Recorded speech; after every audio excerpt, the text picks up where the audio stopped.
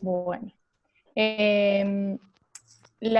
Bueno, en primer lugar agradecer este espacio, la verdad que es un espacio, Juli, Lucho y bueno, y todos los que están detrás de Oculoplástica desde casa, es un espacio que todos estamos aprovechando un montón, nos gusta mucho, lo disfrutamos, así que muchas gracias por este espacio y de poder compartir nuestros pacientes también con ustedes.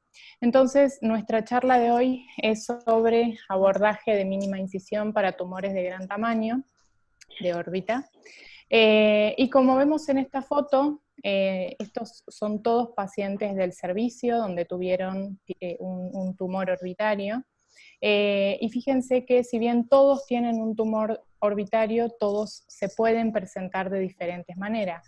Por suerte, con mucha más frecuencia, tenemos este tipo de pacientes en donde nos llega con un desplazamiento de globo ocular, por ejemplo, en este caso con un hipoglobo, o en este caso con un desplazamiento más axil, con un desplazamiento superior, pero también tenemos que tener en cuenta que nos puede pasar que vengan este tipo de pacientes en donde tengan tumores orbitarios de gran tamaño, y hay que tener en cuenta que estos pueden aparecer en cualquier localización, que ocupan grandes espacios, pueden ser de distintas estirpes etiológicas, y nosotros como oculoplásticos y orbitólogos en formación, también estamos como más desafiados en donde no solamente muchas veces no solamente se nos pide que quitemos el tumor, sino que también lo abordemos desde el punto de vista de la cosmesis también. Y bueno, y me podrán decir, bueno, pero si llegan en este estado no les debe importar mucho la cosmesis. Bueno, en mi cortísima experiencia les puedo decir que después de operar pacientes de este tipo o pacientes con tumores de órbita que uno dice, ¿cómo así? Sí les importa y muchas veces te dicen, doctora, ¿y por qué me quedo así? Doctora, y así. O sea, entonces es algo que sí tenemos que tener en cuenta. Entonces, con Tony revisamos los tumores del servicio que hubo en los últimos 10 años y hubieron aproximadamente 355 tumores orbitarios, y fíjense en esta gráfica de todo es muy variado, o sea, la patología orbitaria es muy variado, van desde tumores benignos a malignos, desde tumores chiquitos a tumores grandes, de tumores que son más frecuentes en niños, tumores que son más frecuentes en adultos. Entonces, cuando estaba armando esta charla, me preguntaba, bueno, ¿qué es un abordaje ideal? Bueno, el abordaje orbitario ideal es aquel que nos lleva a un área específica dentro de la órbita, que es a través de una incisión que produce una exposición adecuada, que a su vez minimiza el daño a la anatomía normal y que ofrece un resultado cosmético óptimo. Entonces, también me pregunto, bueno, ¿esto existe? Bueno, quizás para algunos genios que estén acá sí, pero desde mi lugar en este momento yo les voy a hablar de los factores o los puntos que tenemos que tener en cuenta para acceder a un buen abordaje. ¿Y de qué depende este buen abordaje? Bueno, fundamentalmente de la localización de la lesión, ya sea anterior o profunda, qué relación tiene con el nervio óptico. Esta es una de las reglas básicas que aprendemos cuando empezamos a meternos en la órbita, no cruzar el nervio óptico, ya que es una estructura muy noble y una estructura vital para la salud ocular.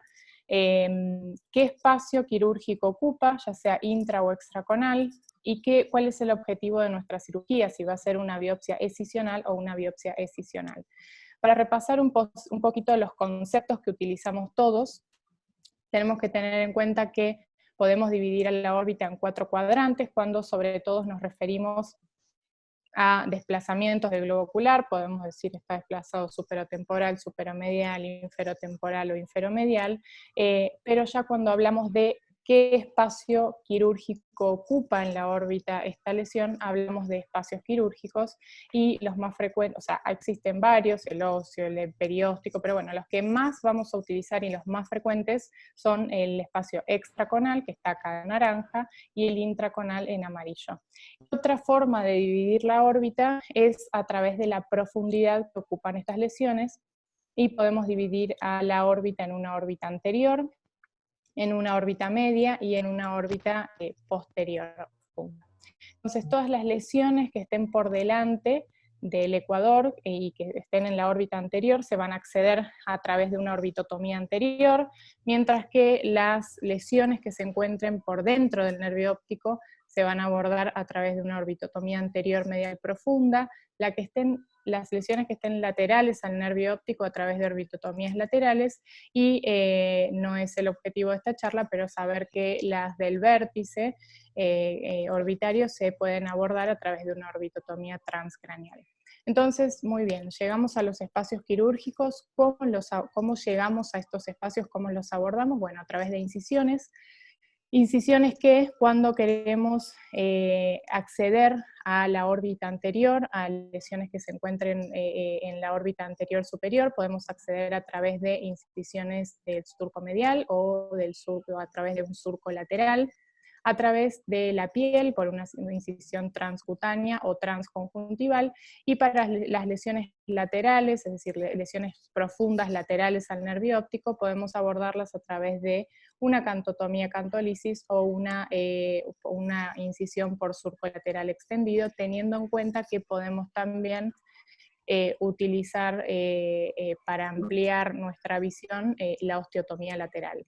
Y para las lesiones que están anteriores, mediales al nervio óptico, aquellas que se encuentran en el espacio intraconal se pueden abordar a través de incisiones perilímbicas o transconjuntivales, y las lesiones que se encuentren extraconales se pueden abordar por vía transcaruncular.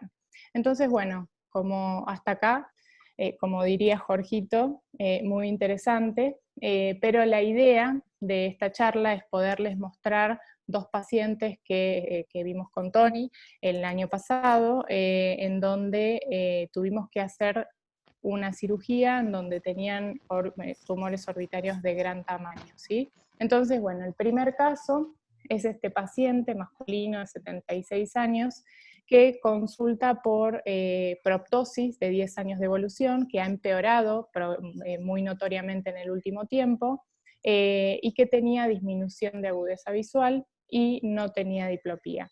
En la exploración, en donde tenemos un acercamiento mejor del paciente, vemos cómo tiene un aumento de la apertura palpebral a expensas de este ectropion tarsal total, presenta también una tosis importante, un desplazamiento ligero superonasal del globo ocular, y otro dato muy interesante que después lo vamos a tener en cuenta en la cirugía también, es fíjense la elongación del párpado, y esto nos está hablando también de la cronicidad y el tiempo de evolución que tiene el tumor, cómo fue cediendo este párpado, cómo fueron cediendo los tejidos.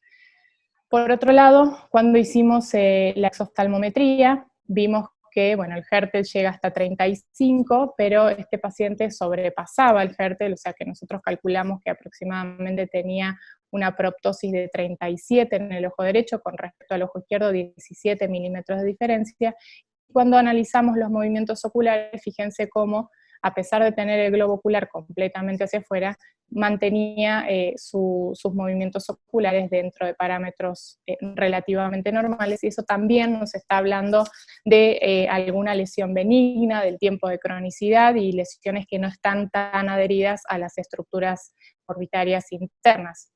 Le hicimos el fondo de ojo, fíjense cómo están estos pliegues coroideos, que seguramente estos pliegues junto con la elongación del nervio óptico que sufren esta proptosis es la causa de su disminución de visión, ojo izquierdo normal. Le pedimos una tomografía y encontramos en este corte axial esta imagen isodensa de bordes bien definidos, que está desplazando el globo ocular y de hecho lo indenta, ¿sí? Si nosotros trazamos una línea de reborde orbitario a reborde orbitario, vemos cómo el ojo está completamente fuera de la órbita, que el tamaño del tumor es casi el doble o más del globo ocular. Y otro dato muy importante para tener en cuenta es el desplazamiento del recto lateral, que nos está hablando que esta es una lesión intraconal, ¿sí? En esta imagen sagital vemos cómo el tumor ocupa casi todo el tamaño de la órbita, y en estos cortes coronales confirmamos que la localización intraconal, y vemos cómo casi esta lesión llega al vértice de la órbita, por lo cual nos está hablando de una lesión de gran tamaño.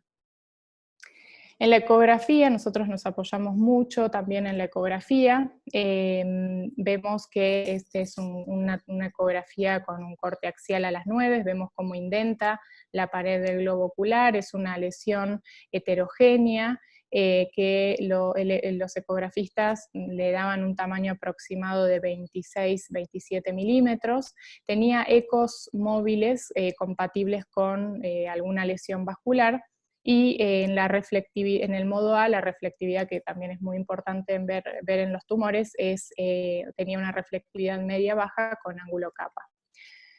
Entonces, bueno, ante estas características tanto clínicas como tomográficas y ecográficas, el diagnóstico presuntivo fue de un hemangioma cavernoso, y cuando pensamos en qué tipo de cirugía íbamos a planificar en nuestro paciente, decidimos hacer una orbitotomía anterior por vía transconjuntival. ¿Y por qué pensamos en esto? Porque si vemos cómo desplaza la lesión el recto lateral, fíjense como casi que nos está marcando el camino de dónde acceder. Si nosotros desinsertamos este recto, llegamos directamente a la lesión, y haciendo una incisión transconjuntival, ¿sí? Entonces acá vemos el video de la cirugía, en donde estamos haciendo una incisión a nivel de la conjuntiva, iniciando nuestra peritomía. La extendemos hasta hora 6, en hora 6 hicimos una descarga para que cuando manipulemos la lesión tumoral no desgarrarla. Acá estamos con un gancho de estrabismo tomando el recto lateral, de un extremo le pasamos una sutura de Vicryl, lo cortamos, y por el otro extremo pasamos una seda para poder así manipular mejor los tejidos y que nos dé espacio en la órbita. Acá con retractores maleables estamos intentando encontrar la lesión tumoral, y fíjense cómo ya empieza a aparecer esta lesión tan característica de los hemangiomas cavernosos, violáceos, con una cápsula, bien delimitados, y con un palito de golf empezamos a hacer la disección Roma. Esta disección es una disección circular, Roma, para no lesionar tejidos orbitarios adyacentes, y con una criosonda, haciendo movimientos rotacionales, intentamos luxar esta lesión. Fíjense cómo acá logramos luxarla, está completamente ya fuera de la órbita, y bueno, ahí lo intentamos sacar. Quedaban algunas adherencias que con Westcott las liberamos, y posteriormente reinsertamos el recto lateral y cerramos conjuntiva. Pero claro, sacamos el tumor, pero fíjense el detalle de los párpados, cómo nos queda con esta gran laxitud de los párpados. Entonces también hicimos cuñas, tanto una cuña inferior como una cuña superior, y fíjense cómo es una cuña importante, grande, ¿sí? Y acá estamos haciendo la reinserción de la aponeurosis. Recuerden que este paciente tenía una tosis importante del tiempo de evolución, y entonces hicimos la reinserción de la aponeurosis. Posteriormente cerramos por planos y terminó la cirugía. Esto es el posoperatorio del paciente, donde finalmente el diagnóstico fue un hemangioma cavernoso, confirmando nuestra sospecha diagnóstica. Y bueno, esta foto nos la mandó el paciente, o sea, no tenemos una buena foto. Fíjense, le pedí fotos de frente, de cara completa, bueno, ninguna. Quería mostrar los movimientos oculares, cómo están conservados, en ninguna era una foto buena. Entonces esta fue la mejor que rescatamos, y hay que decir que este paciente también, en cuanto a su visión, había mejorado, de 20/100 pasó a ver 20/50. El otro caso es este paciente de 48 años que tenía ojo rojo y esta proptosis lentamente progresiva de 6 años de evolución, con disminución de agudeza visual, tenía diplopía, y su agudeza visual en el ojo derecho era de 20/400, en el ojo izquierdo 20/25. Fíjense como acá también tenemos un gran desplazamiento del globo ocular superotemporal. Fíjense esta elongación de los párpados también, de los tejidos, son tejidos, fíjense estos vasos, esto nos está hablando de que es una órbita que está a presión, que hay una lesión de gran tamaño que primero nos está desplazando completamente el globo ocular y segundo está generando una gran presión en la órbita. Y en esta foto vemos cómo tiene una quemosis completa, no puede cerrar los párpados, ¿sí? Entonces, bueno, a este paciente también le pedimos una tomografía. En esta tomografía con cortes axiales de inferior a superior vemos esta lesión también bien delimitada, heterogénea, ¿sí? Que también desplaza completamente el globo ocular, lo indenta, que es una lesión que es mucho mayor al globo ocular, y que está casi en este corte sagital, vemos que está también comprometiendo toda la órbita y ya sale de la órbita. En la ecografía vemos cómo el polo posterior está elongado, debido a la gran tensión que hace el nervio óptico, hace esta tienda de campaña a nivel del polo posterior, y en estas imágenes vemos estas imágenes quísticas que cuando vemos estos quistes, los ecografistas lo que nos dicen es que puede deberse a dos motivos, o que hay, son canales vasculares, que es una lesión vascular, o el otro motivo es que el tumor haya crecido tan rápido que la irrigación del tumor no llegó a cubrir los aportes vasculares de crecimiento y que se generan este tipo de necrosis que generan estos espacios. Entonces, bueno, nuestra sospecha diagnóstica en este paciente fue un schwannoma, y la vía de abordaje fue una orbitotomía anterior, escisional por vía transconjuntival, y en este caso haciendo una cantotomía cantolisis. Entonces acá vemos la cirugía. En este paciente, bueno, acá hicimos la cantotomía, la cantolisis, posteriormente hicimos esta incisión transconjuntival a nivel del supuesto fondo de saco, ¿sí? Porque no lo tenía, pero a ese nivel, y empezamos a hacer también una disección Roma. Fíjense cómo esto es multilobulado, no es tan parecido al hemangioma cavernoso, y con el palito de Wolf también lo diseccionamos. Cerramos conjuntiva, y este paciente lo mismo, tenía una gran laxitud de los párpados, entonces en este mismo momento decidimos hacer cuñas, hicimos estas cuñas laterales, acá estamos pasando por tarso, para unirlo a periósteo y formar nuestra cantoplastía, y posteriormente hicimos la reformación del canto externo con Vicryl, lo hacemos siempre de borde cruento a borde sano, y lo mismo arriba, y bueno, cerramos la cuña, dejamos un drenaje, siempre las órbitas las dejamos con drenaje, y otra cosa que hicimos en la cirugía es dejar este conformador anular suturado, lo sacamos a piel. ¿Para qué? Para que toda esta conjuntiva quemótica que estaba en el preoperatorio vuelva a su lugar y recupere la humectación, la humedad que tiene que tener una conjuntiva normal, ¿sí? Acá estamos viendo cómo terminamos de cerrar la cirugía, los planos, y terminamos la cirugía. Entonces, bueno, este es el posoperatorio del paciente, en donde es una foto de un mes posoperado, donde tenía sus movimientos oculares estaban conservados y la agudeza visual, este paciente veía 20/400 y estaba viendo 20/60. El diagnóstico histopatológico de él fue un tumor fibroso solitario. Entonces, bueno, acá tenemos dos pacientes en los cuales hicimos abordajes transconjuntivales para estos tumores, en donde en uno le hicimos la desinserción del recto lateral y en otro le hicimos una cantotomía lateral, y en ambos casos hicimos las reconstrucciones de los párpados con las cuñas.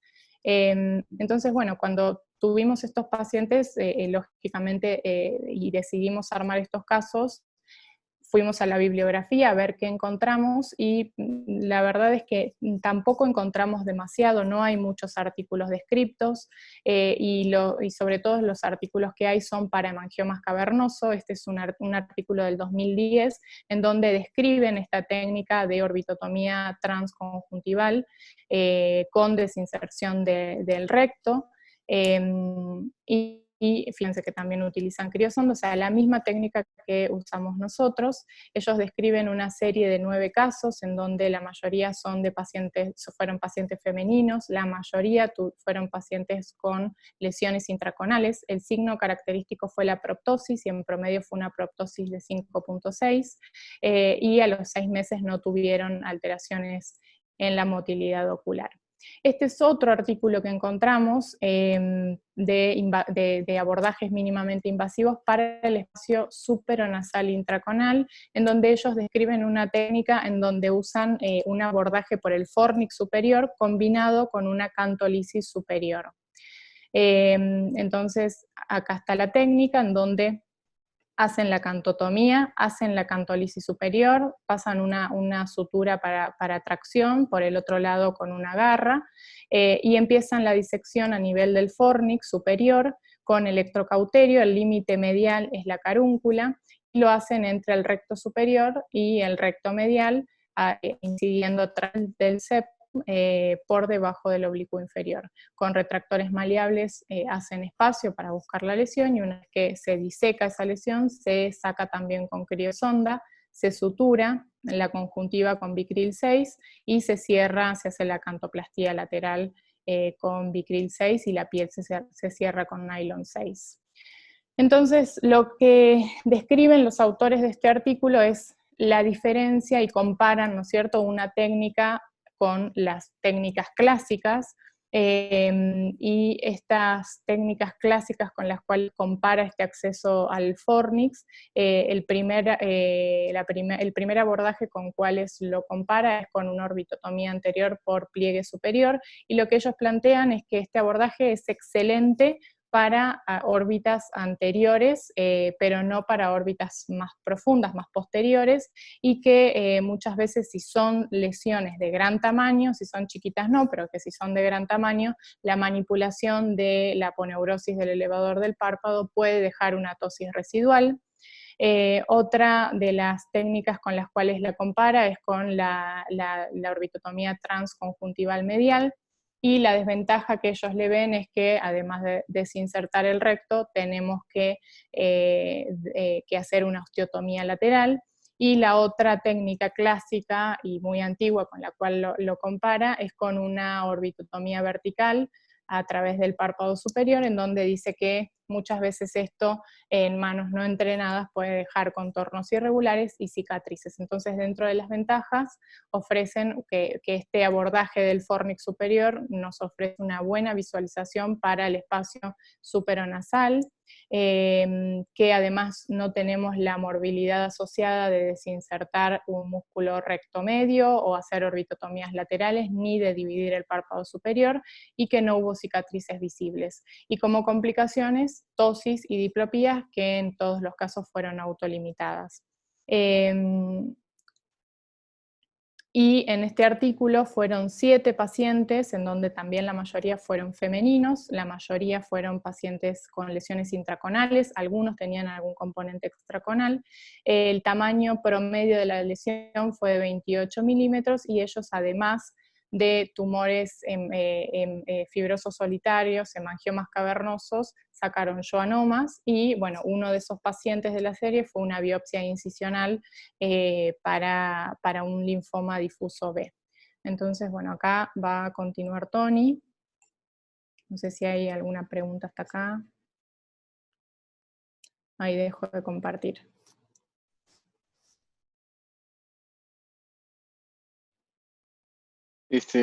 Vero, yo tengo una pregunta, pues no sé si Tony Sí. lo vaya a tocar, pero ¿qué criterios tienen para no utilizar este abordaje mínimamente invasivo? ¿O todos los tumores los tratan así?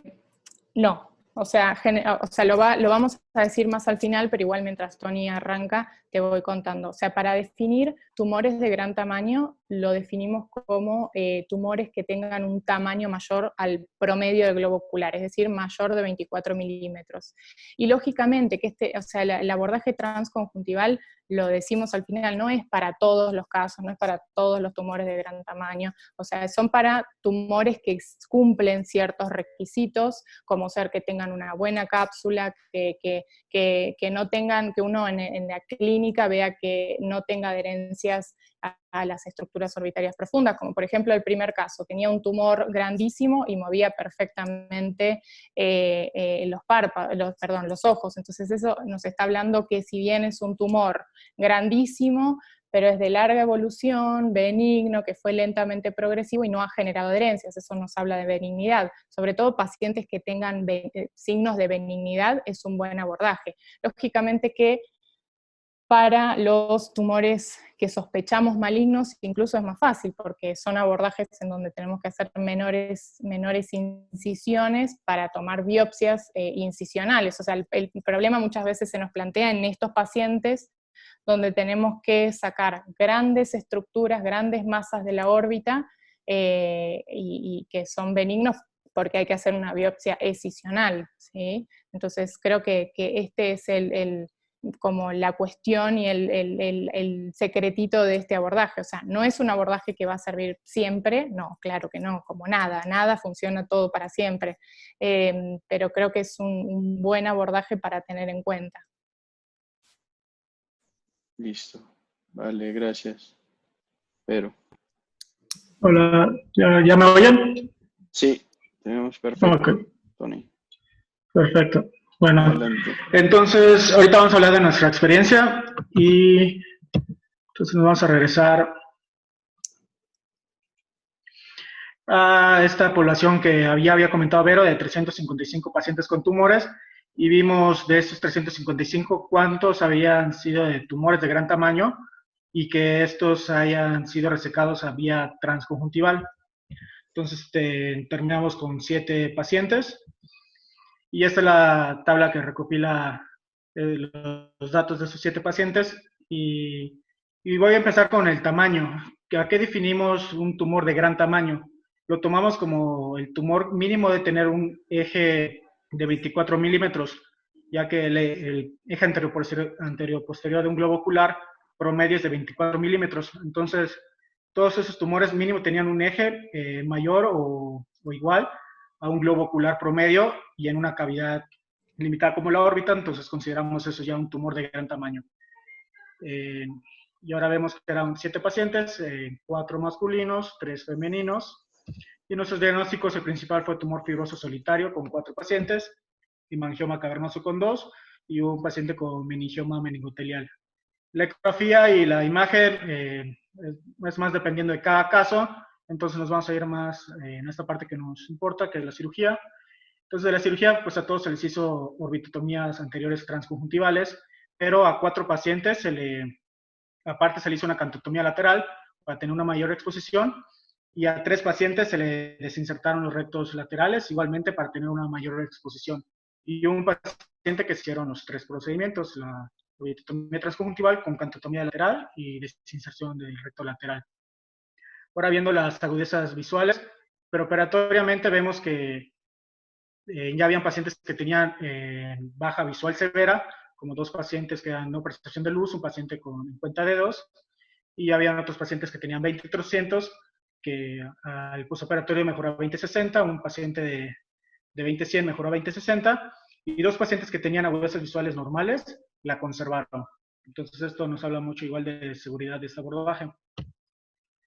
Entonces, bueno, en nuestro hospital como que siempre nos dicen que tenemos que comparar nuestras series con la literatura para saber si estamos en buen camino, si lo que estamos haciendo estamos en lo correcto. Entonces, comparando con los 2 artículos que nos mencionó Vero, el primero de 9 pacientes, 9 años, el otro 7 pacientes en 3 años, no sé cómo los coreanos sacan tantos pacientes, y nosotros de 7 pacientes en 10 años.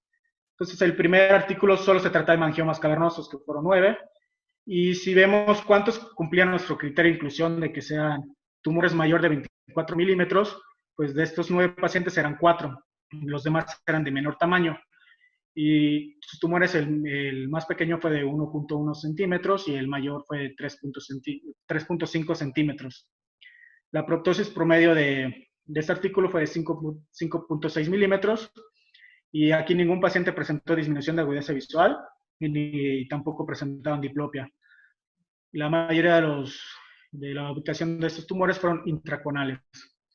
Y en el segundo artículo, que era hablaba sobre el fornix superior, eran 7 pacientes, aquí los diagnósticos eran variados, hemangioma cavernoso 2, tumor fibroso solitario 2, schwannoma 1 y una biopsia incisional. De esos 7, ¿cuántos eran mayor a 24 milímetros? Fueron 4 casos, El tumor de menor tamaño fue de 1.8 y el de mayor tamaño fue de 3.5 centímetros.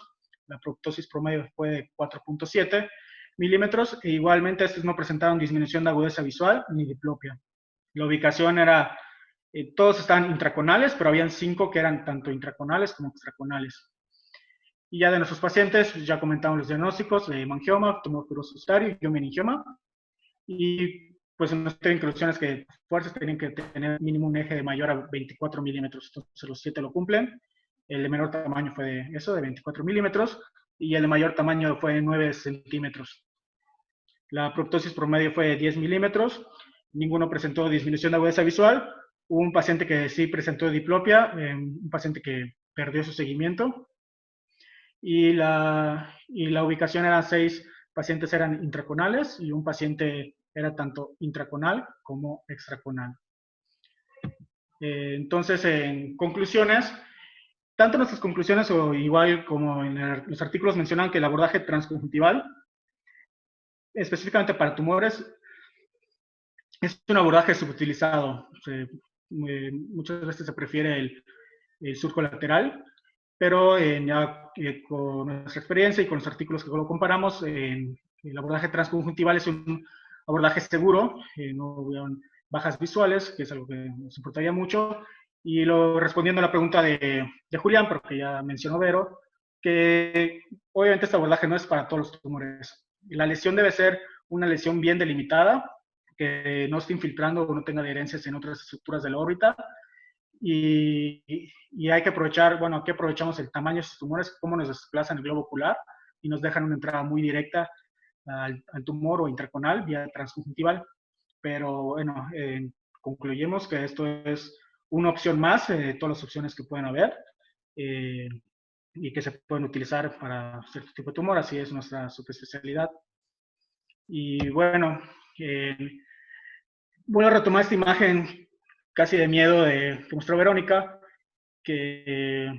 y esperar haber concluido el objetivo de esta charla, que es para oculoplásticos recién egresados, que si ves un paciente de estos entrando a tu consultorio y volteas a ver un lado y no está todo escrito, y empiezas a desear que de la silla de tu consultorio te empiece a tragar y desaparezcas, y empiezas a decir, es un tumor muy grande, necesito un abordaje que me exponga mucho, necesito abrir hueso, romper hueso para poder exponer y poder sacar ese tumor, si no, no habría manera.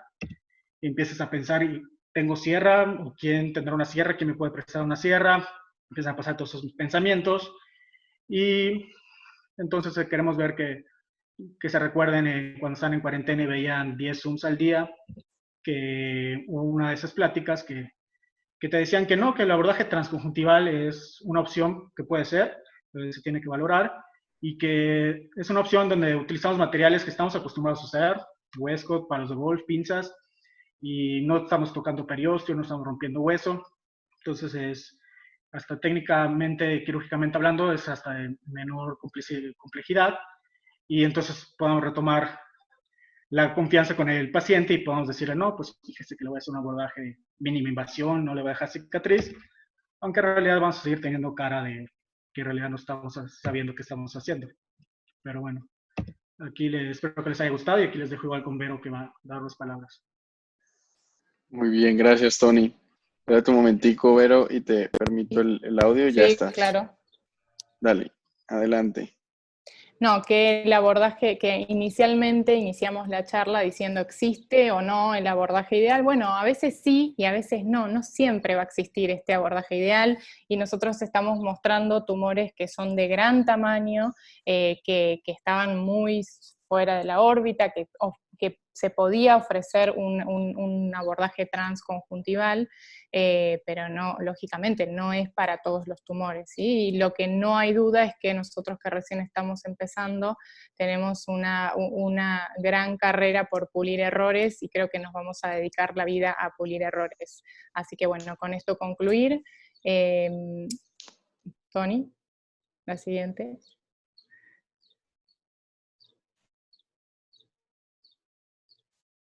Bueno, nada. Esto quería si quieres, mostrar a mis compañeros Carlos, que ya está en España, bueno, Tony, que ya lo conocen, que la verdad es que gracias a ellos el año pasado fue un gran año para nosotros, y bueno, y lógicamente a nuestros maestros, al doctor Salcedo, a Ariel, a todos, a Fabi, que nos acompañó en esta presentación para prepararla también, muchísimas gracias. Vale, excelente, la doctora Fabiola. Le doy la palabra. Adelante. Hola, muy buenas tardes. La verdad es que Hola. es muy grato estar en un foro de gente joven. Me incliné, yo sé, todavía estoy en esta edad, así que no me pongan de lado. La verdad es que es increíble cómo esta pandemia nos hizo encerrarnos en casa, cerrar una puerta, pero nos abrió la puerta al mundo.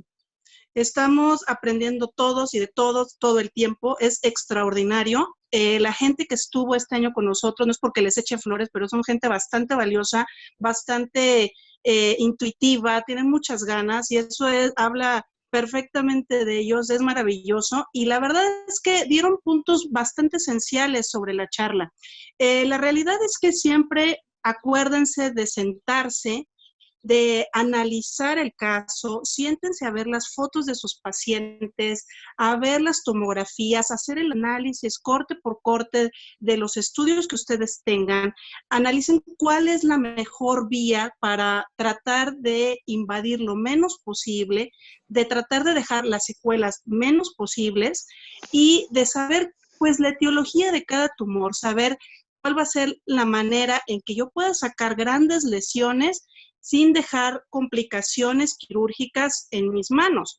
Entonces, tenemos que incluso adelantarnos a los hechos y decir, bueno, aparte de sacar una lesión tan grande, voy también a necesitar hacer una reconstrucción palpebral en el momento, ¿no? A lo mejor el paciente vino por una lesión, así una pelota de ese tamaño, pero ¿y qué pasa con los párpados? ¿Y qué pasa con esa conjuntiva? Adelantarnos a decir, bueno, es posible que el paciente presente fibrosis en la conjuntiva, bueno, voy a colocar un conformador que me haga que no tenga yo complicaciones así. Entonces, la realidad es que esto ustedes lo saben, seguro lo saben, solo que hay que tener y no olvidar, incluso ya en gente con mucha experiencia, de sentarse a ver al paciente, sentarse a hacer los diagnósticos clínicos primero, saber que con el estudio que tú vayas a pedir solamente vas a confirmar lo que tú ya tienes en mente. Después de eso, bueno, hacer el diagnóstico clínico imagenológico, en donde tú digas, bueno, la mejor manera de hacerlo va a ser así, y entonces sí tener todo ese conocimiento anatómico. Obviamente, a lo mejor van a ser ocasiones en donde tú tengas todo el conocimiento por una vía, pero vas a tener que utilizar otra que a lo mejor nunca habías hecho, lo habías visto, te acuerdas de lo que se expuso en alguna clase y será tu primera vez y seguramente te va a ir bien con el conocimiento que tú traes detrás. Entonces, la verdad es que esto va a ser un aprendizaje continuo, cada paciente es un mundo, cada paciente es diferente y yo creo que muy bien, muy buena charla. Estaremos aquí siempre para escucharnos todos. Un gusto. Vale, muchas gracias. Tenemos unas preguntas. El doctor Alberto da la pregunta, ¿dejan algún esteroide de depósito en la órbita posterior a la resección de esos tumores grandes? No, o sea, intraorbitarios no dejamos, o sea, en el hospital, o sea, lógicamente estos pacientes los operamos con anestesia general, entonces el anestesista ya les deja un esteroide de depósito y a las 8 horas nosotros comenzamos con nuestro esquema de esteroides, pero orbitarios no. Sí les dejamos siempre drenaje por si hay eventuales sangrados o lo que sea, pero no, orbitarios no dejamos. Gracias. El doctor Martín González pregunta, ¿qué otras opciones tenemos o qué otras opciones manejan para traccionar el tumor en caso de no tener la criosonda? Nosotros... Pues supongo que si tienes la criosonda la usas, pero Sí. la doctora Fabiola, no sé si de pronto tenga, Fabi, o a alguien ver, más, que Sí. otras Podemos opciones, de pronto utilizar pasar riendas, ¿eh? una Sí. sutura de seda. Si el tumor es sólido, se puede utilizar riendas. Se puede pasar ya sea una rienda con seda, una aguja grande, y hacerlo como en cruz, y para que no se vaya a desgarrar, siempre y cuando sea el tumor sólido. Vale. Bueno, iPhone, A veces no también dice el nombre. utilizamos gasas alrededor del tumor. Podemos usar una gasa húmeda en donde pues, literalmente lazas el Ajá, tumor y también puedes estar traccionando a través de una gasa húmeda. Ujú. muy bien.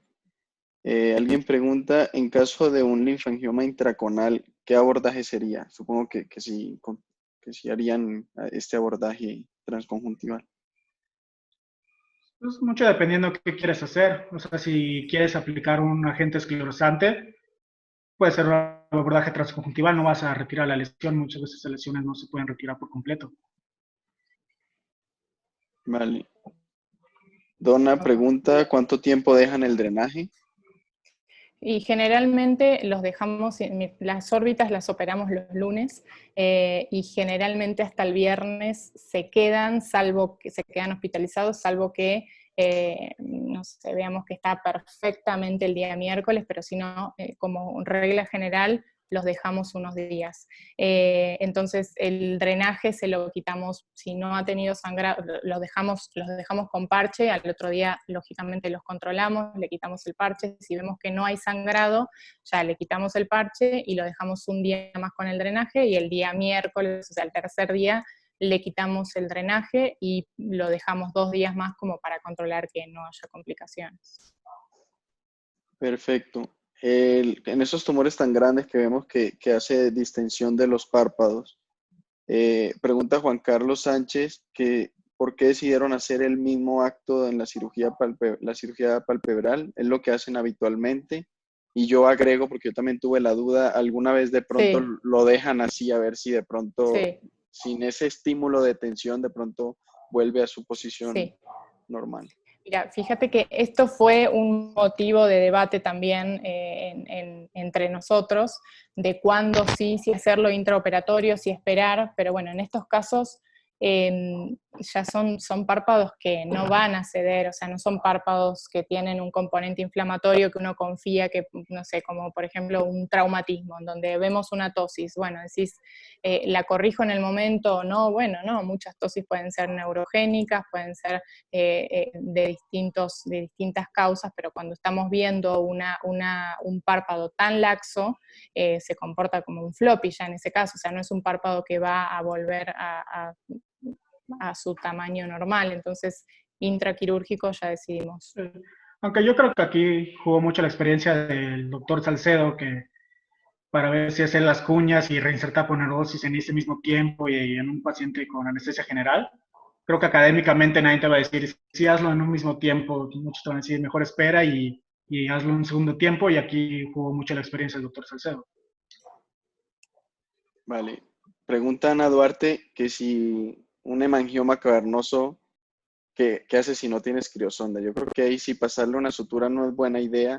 Si no hay pues la criosonda sería lo ideal, pero si no hay, haría lo de las gasas que dijo la doctora Fabiola o con el dedo, de alguna forma, pero si no creo que sería buena idea pasarle una sutura.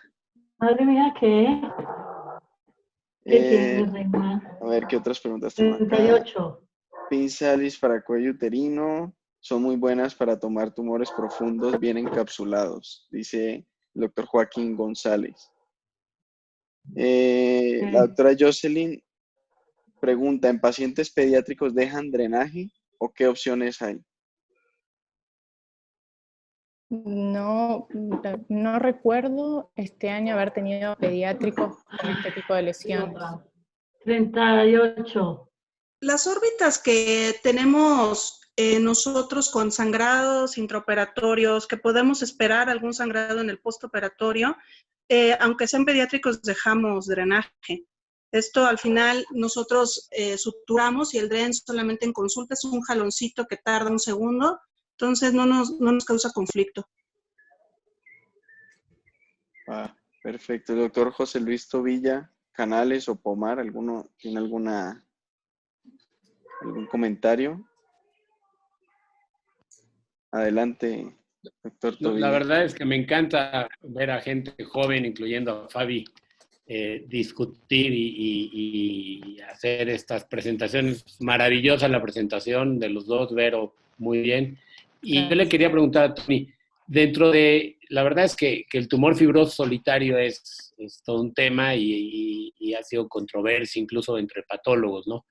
En la revisión que hiciste, ¿tienen recidivas de tumor fibroso solitario?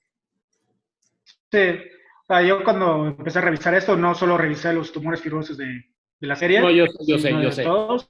Sí, de hecho, no son muchos, pero sí me acuerdo de 4 que tuvieron recidiva. Una vez un paciente con recidiva, pero dentro de 10 años, pero los otros tenían recidiva y pronto, como en 1 año, 2 años, ya volvían a tener. Y ninguno tuvo alguna La malignización. recidiva Vale la pena que si lo tienen documentado, que lo reporten, porque no hay mucha estadística a nivel mundial. No hay mucha Y, estadística. y sobre todo, si ya hiciste la revisión, Tony, pues aprovéchala y repórtala, porque la verdad es que lo que sabemos de tumor fibroso solitario es poco. Entonces, si lo tienes a la mano, pues aprovecha esos datos. Ya hiciste el trabajo sucio. Sí, de malignización en nuestra serie hubo un caso. Igual hubo otro caso, no hablando de la serie que estaba mostrando, que el tumor estaba muy cercano al vértice, entonces se dejó un remanente porque no pegaba el vértice con riesgo de dañar el nervio óptico y rápidamente volvió a crecer. O sea, en menos de 1 año ya volvía a tener proptosis y el tumor. Y yo quisiera hacer un comentario con respecto a lo que decía Tony. La verdad es que como oculoplásticos, el abordaje conjuntival nos sentimos muy cómodos, somos oftalmólogos, y no es solo para biopsias de tumores que puedes sacar por ahí. La biopsia incisional de algunas lesiones que sabes que no las puedes quitar, también funciona muy bien el abordaje transconjuntival. Entonces, la verdad es que es un muy buen armamentario para nosotros y creo que puede funcionar muy bien para la gran mayoría de las patologías orbitarias, ¿no?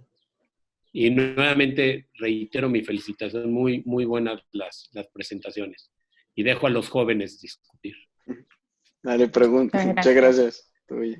Pregunta Ana Duarte, ¿qué piensan de achicar el hemangioma para sacarlo más fácilmente?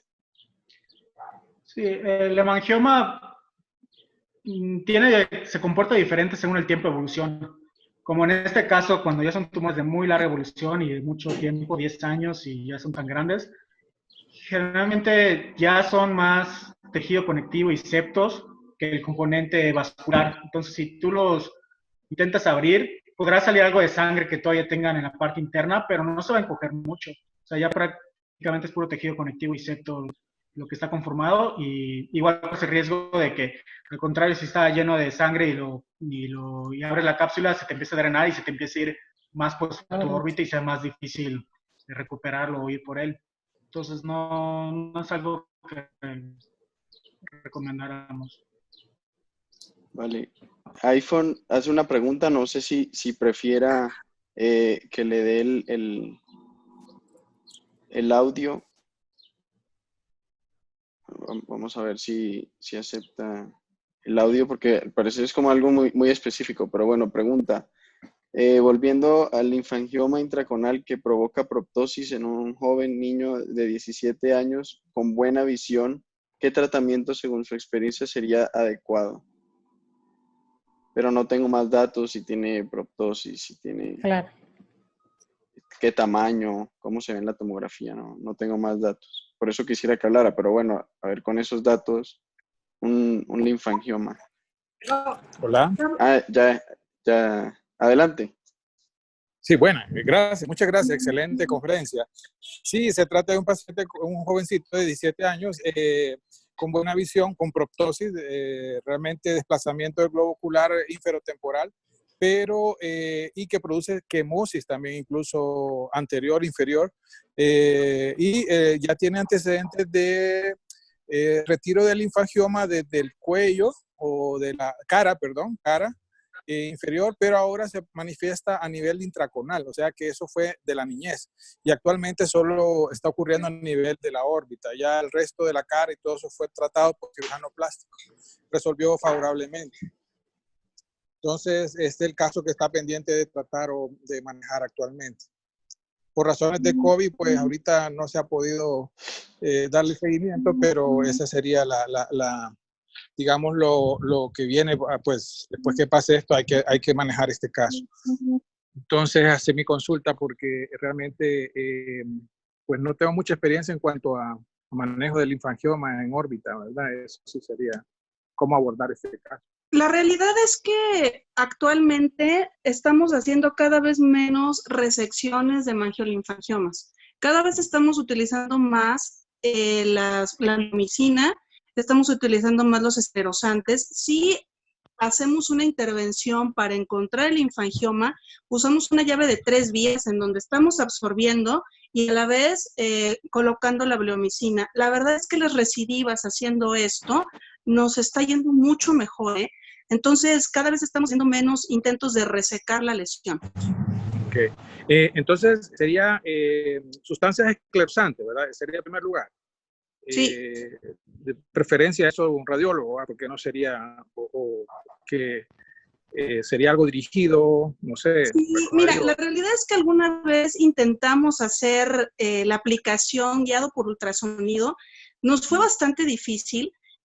Al final no estuvo incluso claro si habíamos entrado literal a la lesión o se depositó solamente en la órbita, pero vimos con un estudio que ya hemos tenido ya de gran tiempo atrás en el servicio, en donde incluso depositarlo en la órbita hace que las recidivas sean menores.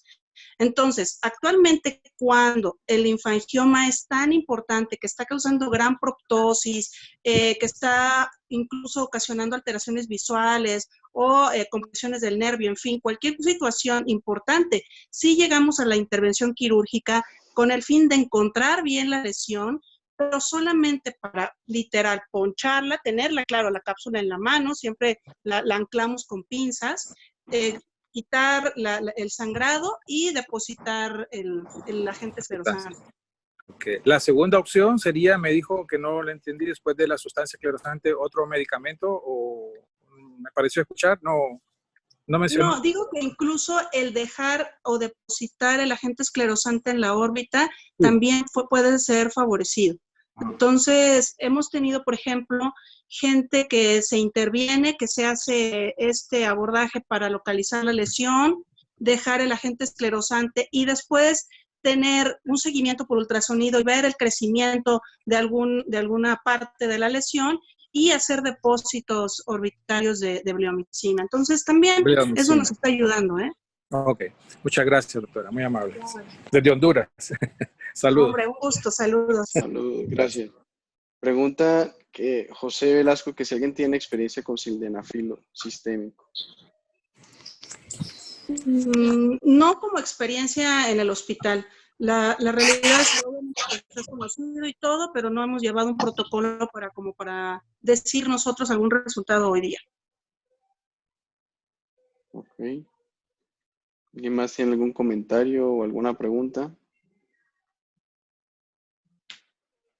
¿No? Listo. Estoy por acá buscando el de la próxima charla.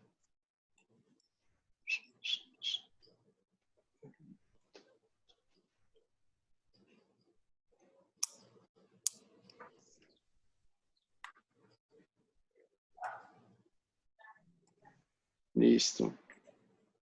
Entonces, para el próximo lunes, 11 de mayo,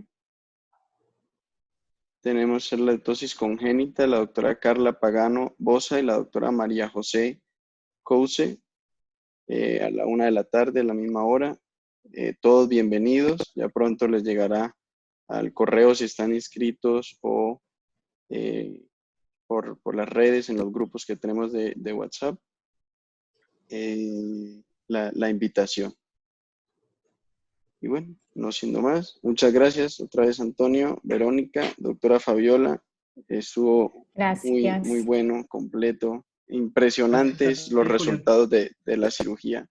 De hecho, hubo muchos comentarios sobre eso. Felicitaciones. Bueno, muchas gracias a ustedes. Pasen muy buena tarde. Gracias. Chao, que estén muy bien.